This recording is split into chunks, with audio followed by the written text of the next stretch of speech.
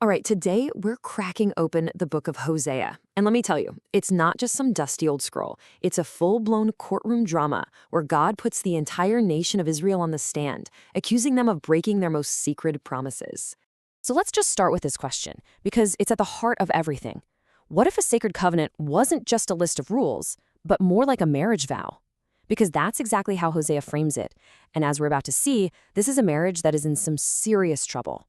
So let's get into the trial itself. Most of the book, basically chapters 4 through 14, is set up just like a legal case. It's what you'd call a covenant lawsuit. And here, God isn't some far-off judge. No, he's the betrayed husband, and he is laying out his case against his unfaithful wife, Israel. And this right here is the central accusation: spiritual infidelity. You see, for God, this wasn't about Israel just breaking some rules. This was a deep, personal betrayal. It's like the ultimate breach of trust in the most important relationship they had. Okay, so the court is in session. The first charge on the docket? Worshipping false gods. And this wasn't some minor slip-up. This was the main way Israel was committing the spiritual adultery. And it really happened in two key ways. So the problem was kind of two-sided. On the one hand, you had straight-up Baal worship.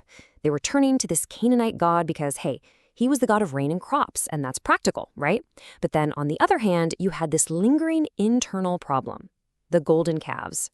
This was a corrupted, twisted version of their own faith that had been a problem for centuries. But then the accusations get, well, a lot darker. There's this one verse in Hosea 13 that seems to hint at the absolute unthinkable, that the Israelites were involved in human sacrifice, one of the most horrific practices of the surrounding cultures. But when you really dig into the original Hebrew, it seems to be pointing at something different.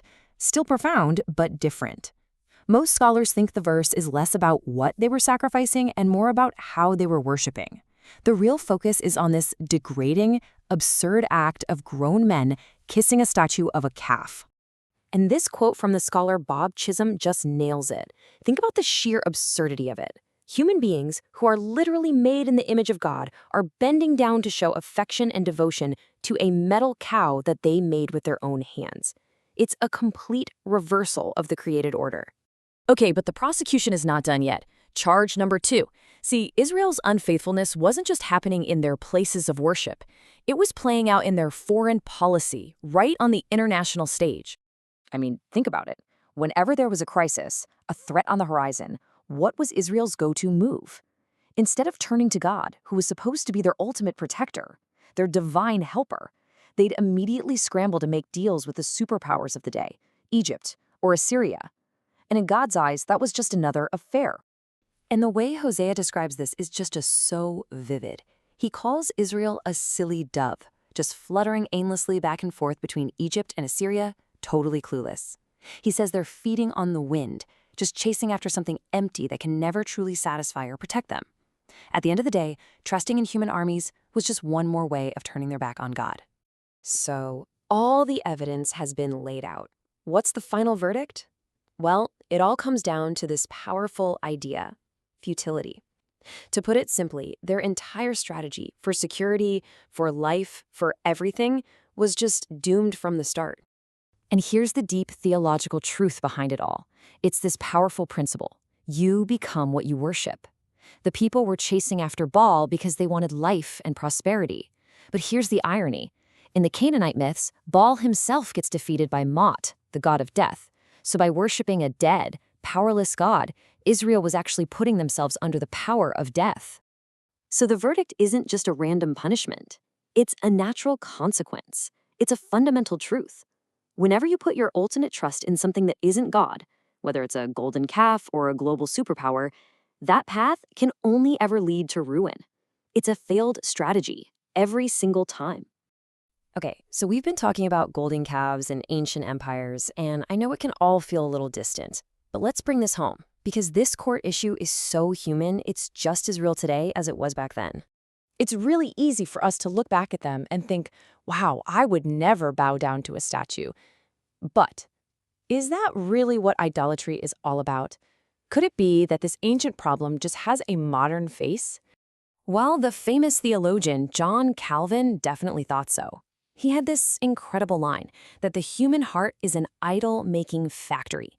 His point was that this isn't some ancient problem we've evolved past. No, our hearts are constantly, automatically producing things to put our trust in. So let's use a more modern definition. An idol isn't a statue. It's anything that we turn into our ultimate source of security, our ultimate source of meaning, our core identity. It's about what your heart truly, fundamentally trusts. And these modern idols or counterfeit gods can look a lot like our everyday goals. It's that little voice inside that says, I'll only feel worthy if I have control and influence. Or my life only has meaning if people like me and respect me. Or maybe it's that sense of, I'm only really secure if I hit a certain number in my bank account. Or my value comes from being the best at my job. And that really leaves us with a pretty challenging question, doesn't it?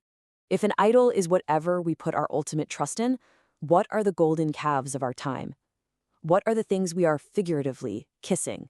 The things that promise us life and security but can never actually deliver because they simply can't bear the weight of our trust. It's something to really think about.